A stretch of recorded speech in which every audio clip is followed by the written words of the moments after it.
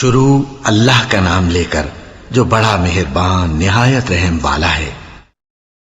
بے شک آسمانوں اور زمین کے پیدا کرنے میں اور رات اور دن کے ایک دوسرے کے پیچھے آنے جانے میں اور کشتیوں اور جہازوں میں جو سمندر میں لوگوں کے فائدے کے لیے رواں ہیں، اور میں جس کو اللہ آسمان سے برساتا اور اس سے زمین کو اس کے مردہ ہو جانے کے بعد زندہ یعنی خشک ہو جانے کے بعد سرسبز کر دیتا ہے، اور زمین پر ہر قسم کے جانور پھیلانے میں اور ہواؤں کے چلانے میں اور بادلوں میں جو آسمان اور زمین کے درمیان گھرے رہتے ہیں، عقل مندوں کے لیے اللہ کی قدرت کی نشانیاں ہیں۔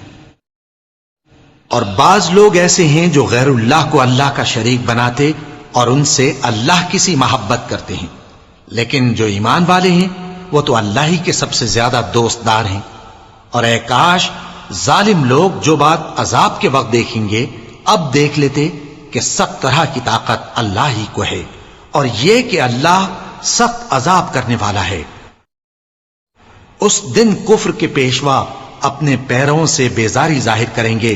اور دونوں عذاب الہی دیکھ لیں گے اور ان کے آپس کے تعلقات منقطع ہو جائیں گے۔ یہ حال دیکھ کر پیروی کرنے والے حسرت سے کہیں گے کہ اے کاش ہمیں پھر دنیا میں جانا نصیب ہو، تاکہ جس طرح یہ ہم سے بیزار ہو رہے ہیں اسی طرح ہم بھی ان سے بیزار ہوں۔ اس طرح اللہ ان کے اعمال حسرت بنا کر دکھائے گا اور وہ دوزخ سے نکل نہیں سکیں گے۔ لوگوں، جو چیزیں زمین میں حلال طیب ہیں وہ کھاؤ، اور شیطان کے قدموں پر نہ چلو، وہ تمہارا کھلا دشمن ہے۔ وہ تو تم کو برائی اور بے حیائی ہی کے کام کرنے کو کہتا ہے، اور یہ بھی کہ اللہ کی نسبت ایسی باتیں کہو جن کا تمہیں کچھ بھی علم نہیں۔ اور جب ان لوگوں سے کہا جاتا ہے کہ جو کتاب اللہ نے نازل فرمائی ہے اس کی پیروی کرو، تو کہتے ہیں نہیں، بلکہ ہم تو اسی چیز کی پیروی کریں گے جس پر ہم نے اپنے باپ دادا کو پایا۔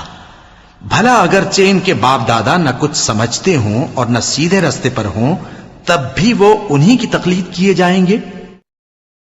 جو لوگ کافر ہیں ان کی مثال اس شخص کی سی ہے جو کسی ایسی چیز کو آواز دے جو پکار اور آواز کے سوا کچھ سن نہ سکے۔ یہ بہرے ہیں،